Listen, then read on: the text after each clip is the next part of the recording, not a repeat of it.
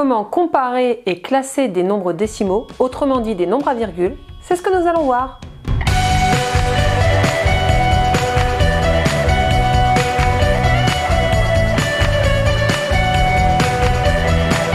Bonjour et bienvenue sur Éducation Happy, la chaîne où l'apprentissage passe par le plaisir. Vous y trouverez des vidéos éducatives et ludiques reprenant tous les programmes de la petite section de maternelle à la classe de seconde. De nouvelles vidéos sont publiées chaque semaine, alors si vous êtes nouveau, n'hésitez pas à vous abonner. Aujourd'hui, nous allons voir comment comparer et classer des nombres décimaux. On va commencer dans une première partie par les comparer et ensuite par les classer par ordre croissant, donc du plus petit au plus grand, ou par ordre décroissant, c'est-à-dire du plus grand au plus petit. Nous allons commencer par un petit rappel. On va recomparer des nombres entiers. Donc ça, normalement, vous savez déjà faire. Ici, j'ai écrit 350 et 450. Pour comparer ces deux nombres, on va commencer par les centaines, d'accord, parce que c'est ce qu'il y a de plus grand. Ici, j'ai 3 centaines et là, j'ai 4 centaines. Autrement dit, là, je peux faire 3 paquets de 100 et là, je peux faire 4 paquets de 100. Donc, le plus grand des deux, ce sera 450 puisqu'il y a 4 paquets de 100. Ici, j'ai écrit 42 et là 134. Je vois que dans 42, je n'ai pas de centaines. Mes centaines seraient ici. J'ai 0 centaine. Alors que dans 134, j'ai une centaine. Donc, je peux faire un paquet de 100. Avec 42, je ne pourrais pas en faire. Donc, le plus grand des deux, c'est 134. Ici, j'écris 919 et 924. Je vois que dans 919, mon chiffre des centaines, c'est 9. Et dans 924, c'est 9 aussi. Donc, des deux côtés, je peux faire 9 paquets de 100. Du coup, je vais m'arrêter sur le chiffre des dizaines, celui qui suit. Ici, je vois que j'ai 1, alors que là, j'ai 2. Je peux donc faire 2 paquets de 10 avec 924, alors qu'avec 919, je ne peux en faire qu'un. Donc, le plus grand des deux, ce sera 924, puisque je peux faire 2 paquets de 10. Et pour terminer, là, j'écris 538 et là, 537. Donc, je vois que des deux côtés, mon chiffre des centaines, c'est 5. Je peux donc faire 5 paquets de 100. Mon chiffre des dizaines, c'est 3. Je peux donc faire 3 paquets de 10 des deux côtés. Et mon chiffre des unités, là, ici, c'est 8. Et là, ici, c'est 7. Je peux donc faire 8 paquets de 1 ici et 7 paquets de 1 ici. Le plus grand des deux est donc 538 puisque je peux faire 8 paquets de 1 avec 538. Donc en résumé, quand je compare des nombres entiers, je pars de mon chiffre le plus à gauche. Donc là, je me suis arrêtée aux centaines. Et je compare les centaines des deux côtés. Si je vois que les centaines sont les mêmes, eh bien je passe sur le chiffre à droite, juste à côté de celui qui est à gauche, c'est-à-dire le chiffre des dizaines dans mon cas. Et là, je regarde si c'est les mêmes. Ici, je vois que c'est pas les mêmes, donc je peux comparer. Quand c'est les mêmes, je passe au chiffre des unités. Je vais donc de gauche à droite pour la comparaison. Et maintenant, nous allons appliquer la même chose sur des nombres décimaux. Donc là, j'ai écrit 3,15 et là 3,52. Je rappelle que pour nommer un nombre décimal, on dit 3, et puis ce qu'il y a derrière, 15. Donc là, je vois que mon chiffre des unités, c'est 3 des deux côtés. Donc je passe au chiffre des dixièmes, juste derrière. Là, ici, c'est 1 et puis là, c'est 5. Donc ici, je peux faire un paquet de dixièmes, alors qu'ici, je peux faire 5 paquets de dixièmes. Dixièmes et non dizaines. Donc le plus grand des deux, eh bien c'est 3,52. Ici j'écris 4,23 et là 4,25, donc je recommence, la même chose. Là j'ai 4 unités et puis là j'ai 4 unités. Ici j'ai 2 dixièmes et là j'ai 2 dixièmes, donc c'est pareil. Et là j'ai 3 centièmes, ici j'ai 5 centièmes, donc le plus grand ça sera 4,25 puisque je peux faire 5 paquets de centièmes, alors que là je ne peux en faire que 3. Et que en ce qui concerne les unités et les dixièmes, je peux faire autant de paquets d'un côté et de l'autre. Et pour terminer, j'ai écrit 5,198 et 5,197. Donc même principe, j'ai autant d'unités des deux côtés, j'ai 5 unités. J'ai autant de dixièmes de chaque côté, j'ai un dixième de chaque côté. J'ai autant de centièmes de chaque côté puisque j'en ai 9. En revanche, ici, j'ai 8 millièmes et ici, j'ai 7 millièmes. Donc, le plus grand des deux, ce sera 5,198. On voit que derrière la virgule, ça ne change rien au niveau des comparaisons avec les nombres entiers puisqu'on part de gauche à droite. Et on regarde d'abord si le chiffre des dixièmes est plus grand à gauche ou à droite. Ensuite, si c'est le même, on regarde si le chiffre des centièmes est plus grand à gauche ou à droite. Puis, si c'est le même, on regarde si le chiffre des millièmes est plus grand à gauche ou à droite. Là où ça peut se compliquer, c'est quand je n'ai pas le même nombre derrière la virgule des deux côtés. Ici, j'ai écrit 3,2 et là, j'ai écrit 3,05. On peut être tenté de dire que 5, c'est plus grand que 2. Mais ici, mon 2, ça représente mes dixièmes. Et là, ici, mon nombre de dixièmes, mon chiffre des dixièmes, pardon, c'est 0. Donc là, je peux faire 2 paquets de dixièmes, alors qu'ici, je ne peux pas en faire, je peux en faire 0. Donc le plus grand des deux, eh ben, ce ne sera pas 3,05, mais ce sera 3,2. Et pour ceux qui ont un petit peu de mal à comparer des nombres lorsqu'il n'y a pas le même nombre de chiffres, vous pouvez très bien ici rajouter le nombre de centièmes. Donc on voit qu'il n'y a pas de centièmes, et quand il n'y a pas de centièmes, ça veut dire qu'il y en a 0. Et là, on se rend bien compte que derrière la virgule, là j'ai 20, et là j'ai 0,5. Et 20, c'est bien plus grand que 0,5. Et là, si vous avez bien suivi, je vous ai réécrit un nombre, 5,09 et là 5,1. Je vois que là j'ai 5 unités et ici j'ai 5 unités. Ici j'ai 0 dixième et là j'ai 1 dixième. Donc 1 c'est plus grand que 0, ce qui veut dire que je m'arrête là et le plus grand des deux, eh bien ce sera 5,1. Et bien sûr, j'aurais pu rajouter ici mon nombre de centièmes. Comme je n'en ai pas, mon nombre est 0. Et je me rends compte, si je prends les nombres derrière la virgule, les chiffres derrière la virgule, qu'ici j'ai 0,9 et qu'ici j'ai 10. Et 10, c'est bien plus grand que 9. Et pour terminer, ici j'écris 8,1 et là 8,085. Donc toujours le même principe. Là, j'ai 8 unités et ici j'ai aussi 8 unités. Là, j'ai 1 dixième alors qu'ici, j'ai 0 dixième. Donc le plus grand des deux, ce sera 8,1 puisque ici, j'ai 1 dixième alors que là, je n'ai pas de dixième. J'aurais pu très bien ici rajouter mon chiffre des centièmes et mon chiffre des millièmes. Comme je n'ai pas de centième, eh bien son chiffre c'est 0. Et comme je n'ai pas de millième, c'est 0 aussi. Et donc on se rend compte que là, j'ai 100 millièmes. Ici, j'en ai 0,85. Alors, j'ai volontairement enlevé le chiffre des unités puisqu'en réalité, j'ai 8100 millièmes et là, j'ai 8085 millièmes. Donc, ce qu'il faut bien comprendre, c'est que chaque nombre que vous écrivez, vous pouvez rajouter les dixièmes, les centièmes. Donc ici, j'ai écrit 42. 42, c'est 4 dizaines et 2 unités. Mon nombre de dixièmes, donc 42, il est de 0. Et il se trouve juste derrière la virgule. J'ai donc 0 dixième, 0 centième, 0 millième, et je pourrais continuer comme ça à l'infini. Donc là, ce chiffre-là, il est juste. Mais pour plus de simplicité, on enlève tout et on écrit juste 42. Ici, là, dans 34,1, c'est pareil, je peux écrire 34,10 ou encore 34,100. C'est exactement pareil que 34,1.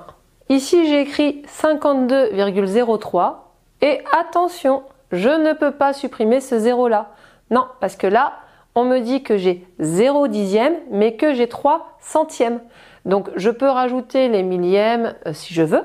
Hein, ça ne sert à rien, mais je peux le rajouter. Mais à aucun moment, je peux supprimer le 0 des dixièmes parce que j'ai un chiffre derrière. Donc, à chaque fois que j'ai un chiffre, je ne peux pas supprimer les zéros entre. Maintenant que vous avez compris comment comparer des nombres décimaux, on va les classer. D'abord dans l'ordre croissant. Croissant, on se rappelle, ça croît, c'est-à-dire que ça grandit. Je vous ai mis une flèche comme ça. Donc si ça grandit, ça va du plus petit au plus grand. C'est ce signe-là, du plus petit au plus grand. Parce que le plus grand, il est toujours là où l'écart est le plus grand.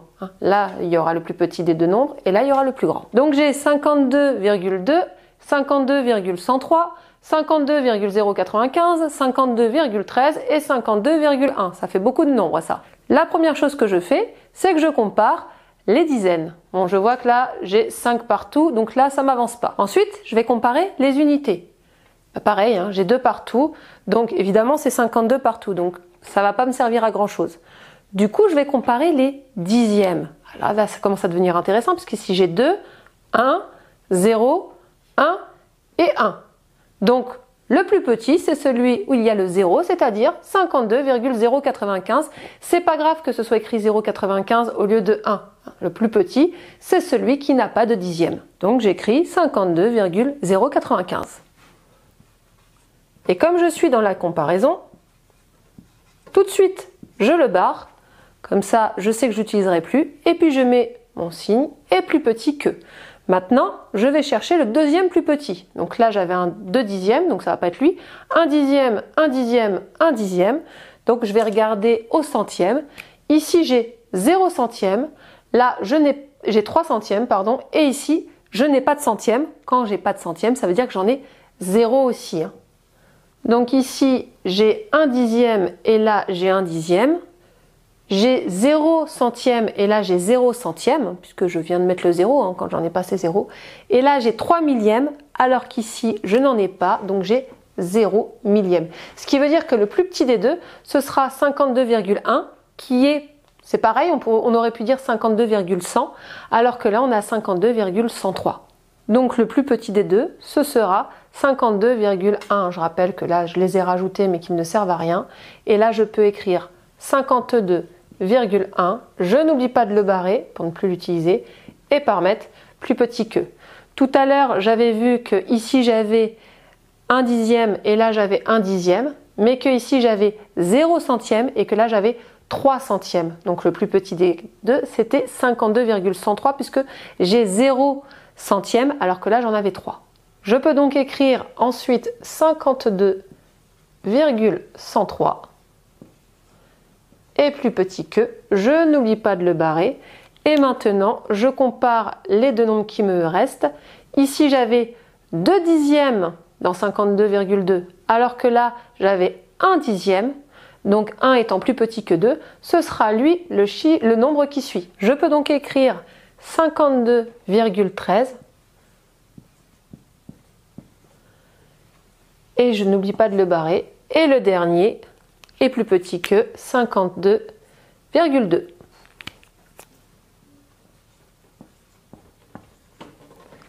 Et j'ai classé mes nombres du plus petit au plus grand, à savoir par ordre croissant. Et donc là, je vous ai mis tous les nombres avec autant de chiffres derrière la virgule à chaque fois. On voit qu'ici 52,095, ça donne 52,095, mais 52,1 c'est pareil que 52,100. Et 0,95 c'est bien plus petit que 100. Ici on avait 103, 100 c'est bien plus petit que 103. Et là 52,13 c'est pareil que 52,130, puisque je n'ai pas de chiffre des millièmes, donc quand j'en ai pas c'est 0. On voit bien que ça donne 130. Et pareil avec 52,2, ça donne 52,200. Et si on regarde, ça fait 95, 100, 103, 130 et 200. Donc je suis bien du plus petit au plus grand. Et pour terminer, nous allons classer ces nombres par ordre décroissant. Je rappelle que décroître, c'est devenir plus petit. C'est la flèche comme ça. Donc décroissant, ça va du plus grand au plus petit. Et dans ces cas-là, le signe sera dans ce sens-là. Le plus grand des deux, c'est toujours là où l'écart est le plus grand. Et donc du coup, comme tout à l'heure, je regarde à chaque fois mon chiffre des dizaines, c'est 3 partout, donc ça ne change rien. Mon chiffre des unités, c'est 4 partout, donc là, ça ne m'avance toujours pas. Et maintenant, mon chiffre des dixièmes. Ici, j'ai 1, là j'ai 0, là j'ai 1, là j'ai 1. Donc là, c'est l'inverse de tout à l'heure, c'est-à-dire que c'est lui que je n'utiliserai pas. Les trois autres, pour le moment, il reste en piste. Donc maintenant, je vais regarder le chiffre des centièmes. Ici, je n'en ai pas, donc c'est 0. Je vais l'écrire. Celui-là, on l'avait éliminé. Là, ici, mon chiffre des centièmes, c'est aussi 0. Et puis ici, c'est 2. Donc le grand gagnant, c'est 34,12 puisqu'il y a 2 centièmes. Donc je vais écrire 34,12. Et cette fois-ci, je mettrai le signe dans l'autre sens et plus grand que. J'oublie pas de le barrer. Et je continue. Moi je vais vite, mais vous pouvez recommencer ça à chaque fois, c'est-à-dire recommencer à partir là, pas des dizaines ou des unités, mais à partir des dixièmes. Et là je vous le dis, je me rappelle que ici c'était 0, donc celui-là je n'en parle pas. Ici j'avais 1 dixième et là j'avais 1 dixième, et donc je vais directement sur le chiffre des centièmes.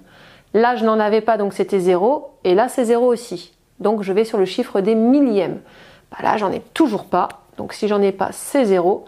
Et là ici j'ai 9. Donc le prochain à écrire, c'est 34,109. C'est le plus grand de ce qui nous reste, bien sûr. J'oublie pas de le barrer et je continue. Je mets le signe. Et maintenant, je me rappelle qu'ici j'avais 1 dixième, alors qu'ici je n'en avais pas. Donc le plus grand des deux, ce sera 34,1. J'oublie pas de le barrer. qui est plus grand que le dernier, 34,08. Donc pour bien comprendre, je vous ai mis partout 3 chiffres derrière la virgule. Donc là, le 34,12 se transforme en 34,120. Je rappelle que normalement, on ne met pas ce 0 là parce qu'il ne sert à rien, mais là, c'est pour comprendre. Donc on se rend compte qu'après la virgule, on a 120. Ici, 34,109, bah, ça reste 109. Et là, on a 120 qui est plus grand que 109, ce qui est juste. 34,1, c'est pareil que 34,100. Donc, ça veut dire que 120 est plus grand que 109, qui est lui-même plus grand que 100, qui est lui-même plus grand que 80. Attention, juste une dernière chose. Pour pouvoir comparer les nombres avec les chiffres qui se trouvent derrière la virgule, parce que là, par exemple, vous auriez pu me dire, oui, bah voilà, je rajoute un 0 et 1000, bah du coup, c'est plus grand que 109. Il faut qu'il y ait le même nombre à chaque fois de chiffres. Donc, si j'en ai 3 ici, je dois en avoir 3 là et 3 là. Si là, j'en mets un quatrième, ok, bah ça veut dire que je dois en mettre un quatrième partout. Et dans ces cas-là, si j'en mets un quatrième partout, bah j'ai 1200, 1090, 1000 et 800. Et voilà, vous savez désormais comparer et classer les nombres décimaux. Si vous avez encore un petit peu de mal avec les nombres décimaux, n'hésitez pas à aller voir ma vidéo qui s'affiche là. Vous trouverez la fiche pédagogique incluant des exercices ludiques et efficaces en lien dans la description. Je vous dis à très vite pour de nouvelles vidéos ou sur le site educationhappy.com.